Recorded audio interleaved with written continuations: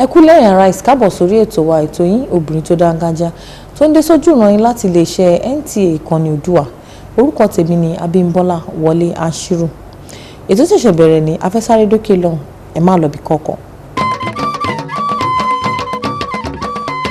Ẹ káàbọ̀ padà. Tó bá pẹ́ ṣẹ̀ṣẹ̀ ń darapọ̀ mọ́ wa ni ètò ṣẹ̀ṣẹ̀ bẹ̀rẹ̀ ní ètò obìnrin tó dáńgájá. Àlejò wa fún ti ọ̀sẹ̀ yìí wọ́n lágbára gan ni. Wọ́n ti ṣe akọ̀wé àgbà ní iléeṣẹ́ ìjọba àpapọ̀ ti orílẹ̀-èdè wa Nàìjíríà. Wọ́n tún ti ṣe olùrànlọ́wọ́ pàtàkì fún ààrẹ bíi méjì mẹ́ta lórílẹ̀-èdè wa. Èyí tó ṣe kàyéfì jù ni pé àwọn ní obìnrin àkọ́kọ́ tó máa kọ́kọ́ ṣe alága ní iléeṣẹ́ àjọ tó ń rí sí ètò àwọn òjíṣẹ́ ìjọba lórílẹ̀-èdè wa Nàìjíríà. Ní báyìí àwọn ní alága àjọ tó ń rí sí ètò òṣìṣẹ́ àwọn ìjọba, èyí tí àwọn Gẹ̀ẹ́sì ń pè ní Chairman Federal Civil Service Commission. Orúkọ wọn ni Dickiness Joan Ọlátọ́yọ̀sí Ayọ̀ OON. Ẹ káàbọ̀ sórí ètò obìnrin tó dáńgájá. Ẹ jọ̀ọ́ mà, ṣàlè mọ̀ yín délé. Orúkọ mi ni Dickiness Joan Ọlátọ́yọ̀sí Ayọ̀, ṣùgbọ́n ọmọ Ìkẹrẹ ni mí. Tí ẹ bá wá dì mí dé Ṣakí níbi tí mo ti wá, orúkọ tí wọ́n pè mí bẹ́ẹ̀ ni Princess Anjola Olúwa of Ṣakí. Ṣé ẹ lè sọ fún wa ẹ̀sìn tí ẹ̀yin ń ṣe? Ìgbàgbọ́ ni mí, ìjọ onítẹ̀bọmi tẹ́ ń pè ní Baptist ni mí.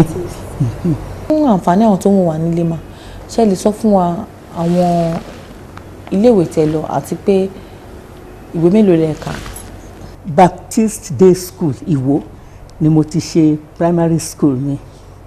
Lẹ́yìn yẹn mo wá lọ sí Reagan Memorial Baptist Girls School Yaba, Lagos for my secondary school. Ìgbà tí máa jáde lọ́dún yẹn èmi ni senior prefect. School yẹn gan ló dẹ̀ kọ́kọ́ fún mi ní scholarship láti lọ sí university. Mo wá lọ sí University of Nigeria, Nsukka. Lẹ́yìn yẹn mo lọ sí University of Ibadan for postgraduate.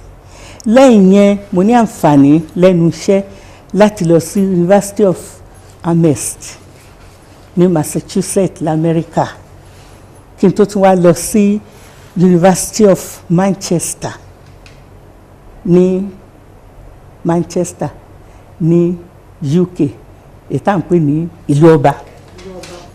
So àwọn universities tí Ọlọ́run fún mi láǹfààní láti lọ nìwọ̀nyẹn. Nínú ìwádìí wa, a rí pé ti ṣiṣẹ́ gẹ́gẹ́ bí olùrànwọ́ pàtàkì fún ààrẹ orílẹ̀-èdè méjì. Síwájú ṣiṣẹ́ lè sọ fún wa àwọn ibi tí ẹ ti ṣiṣẹ́. Ó pọ̀ díẹ̀ o, ṣùgbọ́n bóyá ká mú láti ibi tí ẹ ti mú padà sẹ́yìn, àbí? Olúwa fún mi láǹfààní láti bá Yar'Adua ṣiṣẹ́, President Yar'Adua bí ẹ ti ṣe sọ, gẹ́gẹ́ bí nǹkan tá à ń pè ní Senior Special Assistant to the President on Economic Matters fún bí ọdún kan àtààbọ̀. Kó tó gbà yẹn, irú iṣẹ́ bẹ́ẹ̀ yẹn gan ni mo bá President Ọbásanjọ́ ṣe fún ọdún mẹ́jọ tó fi wà lórí oyè. Kó tó gbà yẹn, mo ṣiṣẹ́ ní private sector ní àwọn tó wà ní iṣẹ́ aládàáni as the executive director Nigeria Ascent Chamber of Commerce. Àwọn tó fẹ́ dáṣẹ́ lẹ̀ pẹ̀lú àwọn tó ní iṣẹ́ tó tóbi ní Malaysia, Singapore, the Philippines, Thailand, àwọn ìlú tó wà ní under ASEAN. Mo máa mú àwọn Nigerians, máa kó wọn lọ síbẹ̀, wọ́n á bá wọn sọ̀rọ̀, tí ọ̀rọ̀ wọn bá wọ̀, wọ́n á dìjọ máa ṣe trading, wọ́n máa ṣòwò ọrọ̀ ajé pọ̀. Then a kúrò ní ASEAN countries, mo kó Nigerians lọ sí South Korea, mo dẹ̀ tún kó wọn lọ sí China tí gbogbo yẹn wá ń lọ ń sìn, àwa ti lọ bẹ̀, a máa ń lọ sí Guazhou trade fair fọdún méjì ni mo fi ń kó Nigerians lọ but kó tó wá dìgbà yẹn rárá ní ibi iṣẹ́ tí Ọlọ́run fún mi láti ṣe tí ó dẹ̀ jẹ́ career tèmi mo ti di permanent secretary in the federal service mo ṣiṣẹ́ lọ́ndà ọ̀gágun IBB Ibrahim Babangida láti 1986 títí ó fi kúrò nínú oyè ìgbà gbogbo tó wà ní Dodan Barracks I was there then ìgbà tó kúrò ń bẹ̀ mo bá Abacha ṣiṣẹ́ fúngbà díẹ̀ kó tó di pé wọ́n sọ pé kí gbogbo wa tá a ti ṣiṣẹ́ pẹ̀lú IBB mo bá Ṣónẹ́kàn ṣiṣẹ́ nígbà tó ń ṣe yes I worked closely with him and kó tó a di pé Abacha débẹ̀ so àwọn ọ̀gá orílẹ̀-èdè tọ́lọ́run ti fún mi ní àǹfààní láti bá ṣiṣẹ́ at that high level nìyẹn ṣùgbọ́n in the course of my career nígbà tí mi náà ń gòkè díẹ̀díẹ̀ níṣẹ́ ìjọba mo bá bàbá Ṣàgàrí ṣiṣẹ́ kì í ṣe nínú ọ́fíìsì ẹ̀ gangan I was the head of admin the Ministry of Commerce Naguje Baba Naguje of blessed memory was my minister so ìgbàkúgbà tí Naguje bá fẹ́ lọ bá Ṣàgàrí sọ̀rọ̀ ó máa mú mi lọ nígbà yí ẹ̀ ni o láti ṣàlàyé gbogbo nǹkan tá à ń ṣe so tá a bá ń sọ nípa àwọn ọ̀gá orílẹ̀-èdè yìí àwọn aláṣẹ orílẹ̀-èdè tí Ọlọ́run ti fún mi ní oore ọ̀fẹ́ láti bá ṣiṣẹ́ àwọn tí mo ti bá ṣiṣẹ́ nìyẹn kó tó wá di àkókò ọ̀gá President Goodluck Jonathan tí Ọlọ́run lò tó fi yàn mí síbí. gẹ́gẹ́ bí alága àjọ tó rí sí ètò àwọn òṣìṣẹ́ ìjọba ṣé lè sọ fún wa ní pàtó iṣẹ́ tí àjọ yín ń ṣe. gẹ́gẹ́ bí wọ́n ti ṣe ṣètò ẹ̀ nínú 1999 constitution Federal Civil Service Commission iṣẹ́ tá a gbélé wa lọ́wọ́ ni pé ká gbàyàn síṣẹ́ ká promote wọn ká fún wọn ní ìgbéga nígbà tí wọ́n bá tó bẹ́ẹ̀ tí wọ́n dẹ̀ ṣiṣẹ́ fún tí wọ́n bá ṣẹ̀ ká discipline wọn ká bá wọn wí tó bá ju bí bá wí lọ ká yọ wọ́n níṣẹ́. àwọn ìpèníjà wo ni ẹ máa ń kojú lẹ́nu iṣẹ́ tí ẹ̀ ń ṣe. nígbà tẹ́mi wà níbi iṣẹ́ a ní àwọn ìwà kan gẹ́gẹ́ bí civil servants àwọn ìwà tá a ti kọ mọ́ ẹni tó bá ń ṣiṣẹ́ ìjọba ni pé a ní láti ṣiṣẹ́ with impartiality ṣé nǹkan tó ń jẹ́ impartiality a gbọ́dọ̀ ṣe ojúṣàjú we must be disciplined professionalism integrity ká ṣe olóòótọ́ nínú iṣẹ́ tá à ń ṣe kó má sí màgòmágó then a ní láti wà anonymous ọmọ tó bá ń ṣiṣẹ́ ìjọba kì í ṣe ń tẹ́ máa rí níbi tó ti máa spray owó tó máa ṣe jàgídíjàgan a láti máa hùwà pẹ̀lẹ́pẹ̀lẹ́ pẹ̀lú integrity discipline transparency accountability bá ti ṣe bẹ̀rẹ̀ nìyẹn àwọn bàbá wa tí wọ́n wà níjọba nígbà tá a di òmìnira gbogbo nǹkan tí wọ́n rí nínú àwọn ìlú mìíràn tí wọ́n ní ká máa ṣe nìyẹn a dẹ̀ ń ṣe bẹ́ẹ̀ tẹ́lẹ̀tẹ́lẹ̀ ṣùgbọ́n ó dàbẹ̀ ni pé nínú somewhere along the line ó di pé àwọn èèyàn they are no longer disciplined then nǹkan tó jẹ́ the core value wa meritocracy àgbàgbé yẹn kí là ń pè ní meritocracy tó bá fẹ́ wọṣẹ́ ìjọba wọ́n á pè ẹ́ wàá ṣe interview tó bá pass wọ́n á fún ẹ níṣẹ́ nísẹ̀yìn wàá kàn gba lẹ́tà látọ̀dọ̀ ẹnìkan ó ti dẹni tó ń ṣiṣẹ́. Gbogbo yẹn nígbà tèmi débi àfòpin sí i. Kí anybody tó wọṣẹ́ níbí ìsìn àti kọ́kọ́ advertise, àgbé sínú ìwé, àgbé sórí website. Tí wọ́n bá ti rí advertisement bẹ́ẹ̀ wọ́n á wá apply. Gbogbo bá ti ṣe ń ṣe ètò yẹn ó lè pẹ́ díẹ̀ o, kì í ṣe nǹkan tó jẹ́ pé wàá wọlé lénìí wàá gbaṣẹ́ lénìí. Ṣùgbọ́n lẹ́yìn yẹn wàá rí i pé kí ni àwọn tí wọ́n yẹ kí wọ́n wà lẹ́nu iṣẹ́ la gbà síṣẹ́. Ṣùgbọ́n bá ti ń ṣe yẹn o, a mọ̀ pé ìka ò bára wọn mu. Ní state míì wọ́n lè gba 98 kó jẹ́ that's the highest. State míì 78 lè jẹ́ highest wọn. Ṣùgbọ́n the best from every state. Nígbà kan rí a rí kà nínú ìwé wípé àwọn kan wọ́n máa ń sanwó rìbá, èyí tí àwọn òyìnbó ń pè ní bribe, kí wọ́n tó rí iṣẹ́ gbà. Kí lẹ rí sí ọ̀rọ̀ yìí? Èmi náà gbọ́ nígbà tí mo débí, even National Assembly pè mí, ọmọbìnrin kan wá ó ní òun san rìbá. Mo dẹ̀ sọ pé ó dà, yí àwo ló san. Ó sọ yí àná, èmi ò débí ńgbà yẹn. Ta ló san fún? Ó sorúkọ ẹni tó ń san fún. Ẹni tó lòun san fún Ministry of Lands and Housing lẹ́ni yẹn ti ń ṣiṣẹ́. Ó lóun ò tiẹ̀ débí torí wọ́n sọ pé àti gba ìwé ń bì ó di wàhálà. Ó lẹ́ni yẹn lòun fún ní 250,000 àbí iye tó lòun sọ. Ok, lẹ́tà tí wọ́n fi fún ẹ níṣẹ́ ńkọ́? Lẹ́tà tí wọ́n kọ the date on it 2007. Ẹni tó sign ẹ̀ ó kú ní 2009. Òun gbaṣẹ́ ní 2012. Ṣe rí pé nǹkan kan wà nídìí yẹn, kò dẹ̀ débí rí.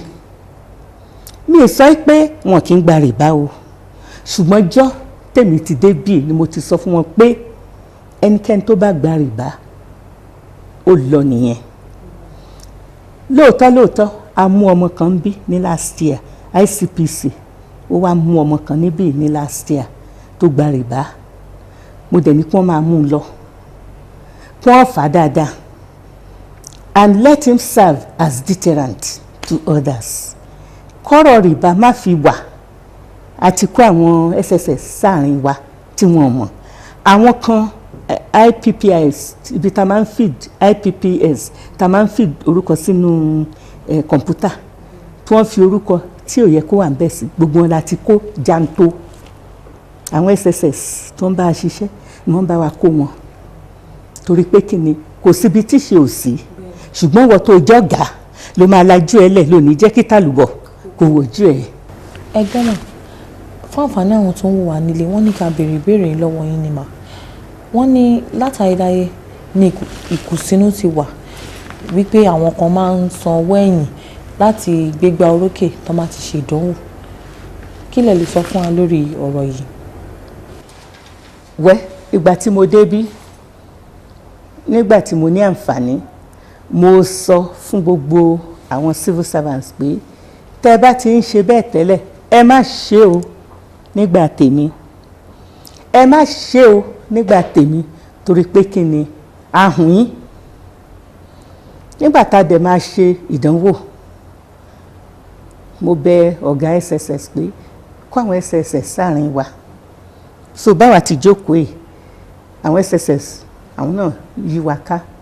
Èmi àtàwọn commissioners mi àjókòó a set exam lójú ẹsẹ̀ bẹ́ẹ̀ a gbé lọ sí exam hall àdẹ̀ṣe. Wọ́n dẹ̀ kó gbó ìwé wọn sínú àpótí àti èmi gba kí ìsọwọ́, SSS gba bọ́ọ̀sì àwọn àpótí wọ́n lọ tì mọ́ ọ́fíìsì tiwọn. Lójoojúmọ́ tá bá ti fẹ́ mark wọn kò wá, à ṣe tá bá tún ti ṣe tán wọn kò lọ. So bá ti ṣe gbogbo exam ni wọ́n yẹn.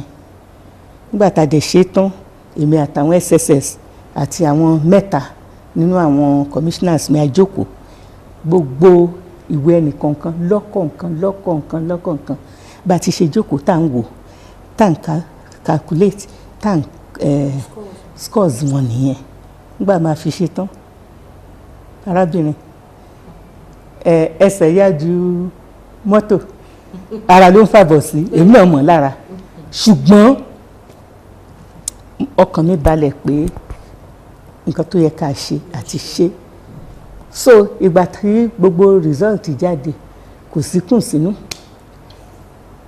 àwọn míì tí wọ́n ti ẹ̀rù páwọn lè pass torí wọn ò mẹ́ni kankan àwọn ni wọ́n ń gbégbá ọpẹ́ àwọn tó ń rò pé bóyá àwọn mọ̀yàn ẹlòmíì o kò gbókè o torí pé kí ni owó ò débì kankan o mi ì dẹ̀ mọ anybody kódà Christmas card báyìí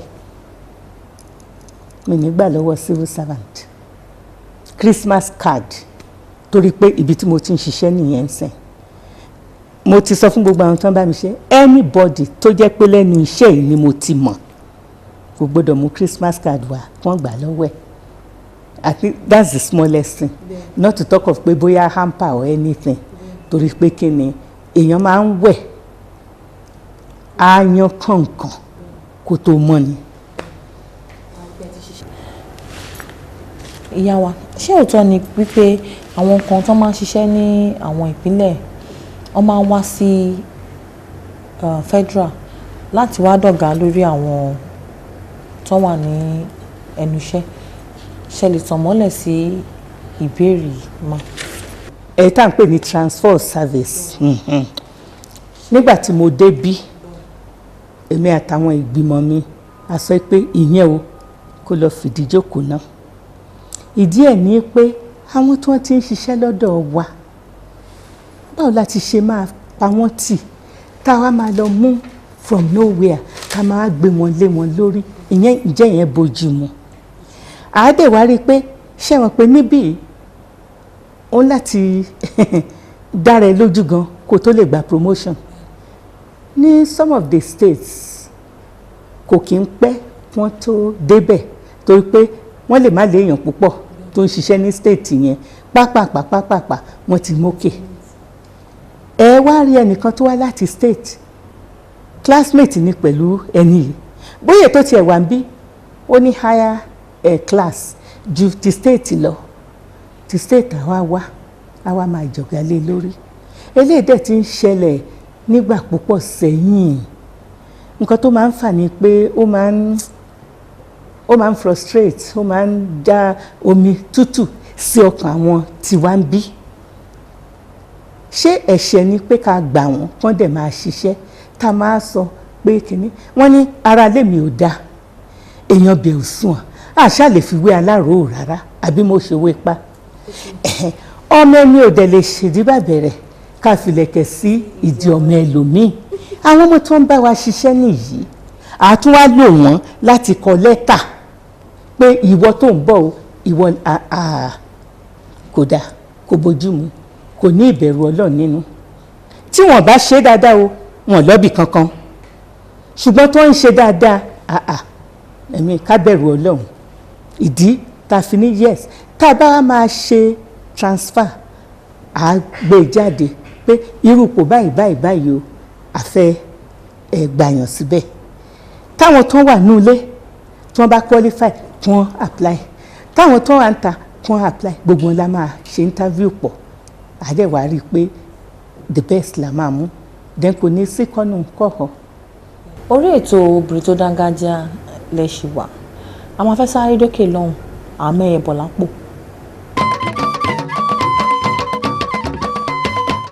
ẹ káàbọ̀ padà sórí ètò Obìnrin tó Dángájíá a ti fẹ́ bọ́ sórí abala mọ̀-mí-mọ̀ ìyá wa ṣé lè sọ fún wa ibi tẹ́ ti pàdé olólùfẹ́ yín. ṣọ́ọ̀tì láti pàdé òun study nílùú òyìnbó èmi study bí for the first degree so ṣọ́ọ̀tì láti pàdé. ìyá wa ẹ má bínú sí mi o mo fi tọ̀wọ̀tọ̀wọ̀ béèrè ìbéèrè yìí a fẹ́ mọ̀ iye ọdún tí ẹ ti lò nílé ọkọ. ìwọ náà ti mọ̀ pé o fẹ́ ṣe àmì ẹ̀bọ torí ẹ̀ ló fi rẹ́rìn-ín. torí ẹ̀ ni o. àrẹ̀ bọ́. Ó ti pé 47 years o tí mo ti marry o. Tó bá sọ pé ó ń gbòòrò ó ṣe ó mì pé kì í ṣèfẹ́ nìyẹn, ìfẹ́ ìsìfẹ́ the same ni. Ní ìgbà tí ẹ ṣẹ̀ṣẹ̀ ṣègbéyàwó, báwo lẹ ṣe ń ṣe tẹ́ pé iṣẹ́ ilé, iṣẹ́ ìjọba ìkọ̀kan wọn kò dí kan lọ́wọ́? Kò dí kan lọ́wọ́ o, mo ń láti sọ, torí pé kí ni èèyàn láti mọ ààyè tẹnìkọ̀ọ̀kan ná. Mi kì í fẹ́ pẹ́ lọ síbi iṣẹ́, mo máa ń fẹ́ that aspect of punctuality mo ní lára. Ọkọ mi dẹ̀ mọ̀ fún mi, so ìjọ́ tó ń bá máa pẹ́ ó lè ní kí n máa lọ, ṣùgbọ́n àwọn ọmọ máa ti jí wọn, wọ́n á ti wẹ̀, driver ti gbé wọn lọ sí school. Tí driver bá drop wọn sí school tán á wá gbé mi, bí n ti máa ń ṣe ń gbà yẹn nìyẹn. Màá dẹ̀ ti tún make sure pé mo délé kí kárákùnrin tó délé. Èkìtì ó láìkí yán, Saturday Sunday mo dẹ̀ ti ní odó kékeré báyìí, ìlú náà ti gún yán, wọ́n láìkí yẹn. Àwọn tó wà nílé náà ní ìbéèrè yìí lọ́wọ́ yín mà, wọ́n ní pé àwọn obìnrin tó máa ní òkìkí bíi ti yín pé ọ̀pọ̀lọpọ̀ nínú wọn kì í ní adé lórí, pàápàá jùlọ èyí tó bá ní wọn kì í ní ìtẹríba fọ́kọ. Ṣé lè tan ìmọ́lẹ̀ sí ọ̀rọ̀ yìí? Ní tèmi o, kì í ṣe pé àwọn obìnrin ò fẹ́ ní ìtẹríba, ọ̀tẹ̀ ló máa ń tẹ̀ tìlú fi máa ń di àhòrò.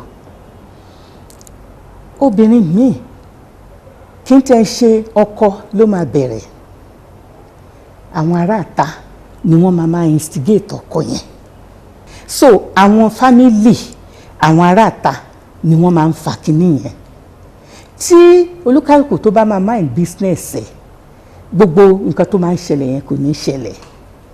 So àwa gẹ́gẹ́ bí aládùúgbò, kólúkálùkù kó pẹnu ẹ̀ mọ́, kó jẹ́ kólúkálùkù kó máa ṣe tiẹ̀ bọ́lọ́run bá ti ṣe. Torí obìnrin míì wà tó jẹ́ pé òun lọ́lọ́run máa lò láti jẹ́ kí fámìlì là. Gẹ́gẹ́ bí èmi dẹ̀ ti ṣe máa ń sọ, ọkùnrin réjò obìnrin pa, àní kéjò obìnrin réjò ọkùnrin pa, kéjò ṣáà máa ti lọ. Bẹ́ẹ̀ni ti ṣe máa ń sọ tèmi nìyẹn. And then ẹni tó bá lẹ́rú òun ló lẹ́rù, tó bá lọ kó bọ̀ at least Mrs. somebody náà ṣì ní, kò sẹ́ni tó máa gbórúkọ bàbá ọmọ yẹn mọ́. Kí ni ohun tó máa ń mú inú yín dùn? Nítorí pé mo ní Jésù, ìyẹn ni ìkíní. Nǹkan tó wá máa ń múnú mi dùn ní ìdílé mi, àwọn ọmọ t'Ọlọ́run fún mi, tí Ọlọ́run ṣe tí gbogbo wọn gbọ́ràn, wọ́n ṣoríire, ó máa ń fún mi láyọ̀. Ìyá wa, ìmọ̀ràn wo lẹ fẹ́ gba àwa obìnrin tí à ń bọ̀ lẹ́yìn yín? Any work, any job, any responsibility given to you, do it diligently. Be diligent in whatever the Lord has given you to do, because there is pride in being diligent. There is reward in being diligent. A fẹ́ mọ̀, kí lẹ fẹ́ kí orílẹ̀-èdè wa Nàìjíríà fi máa rántí yín? Well, tí Olúwa bá fún mi ṣe lẹ́nu iṣẹ́, I want to be remembered for restoring the core values of the Federal Civil Service Commission. Again, meritocracy, integrity, discipline, impartiality, political neutrality,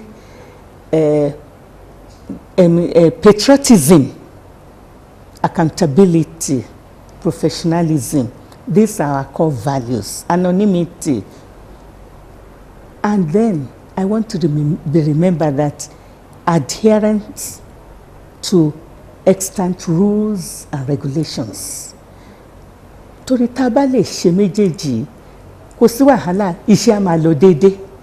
Ọ̀rọ̀ bribery and corruption kò sí ńbẹ̀, gbogbo wàhálà wọn yóò sí ńbẹ̀. Tá bá dẹ̀ ṣe gbogbo yẹn, then government will be what it should be.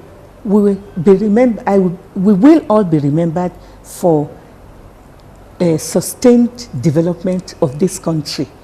Kò ní sí pé nìkan jalè, owó tí government bá fún wa àfi ṣiṣẹ́ dáadáa. There will be even development, economic development of this nation. That's what I want to be remembered for. ṣe gọmọ a lérò pé ká máa tún pè é sórí jẹ wa. Tí kò bá ṣáà ti sú yín pé mò ń sọ àmúlùmọ́là Yorùbá àti òyìnbó pọ̀ màá jẹ yín so mo tọrọ gáfárà pé mi ì lè sọ gbogbo ẹ̀ ní Yorùbá. tó ẹ̀yin ará àríjù báyìí lọ ní ọ̀sẹ̀ yìí ẹgbọ́n nǹkan tí ìyàwó wa sọ ìyàwó wa ní káwọn obìnrin ká dòpọ̀ Ọlọ́run mú àti pé àwọn ń ṣiṣẹ́ takuntakun láti gbá gbogbo ìwà ìdọ̀tí nù ní inú ilé iṣẹ́ ìjọba àpapọ̀ ti orílẹ̀-èdè yìí. tó ó tún dọ̀sẹ̀ tó ń bọ̀ látọ̀dọ̀ mi orúkọ mi ò yí padà Abímbọ́lá Wọlé Ashiru ni mi ń jẹ́ mo ní ire o.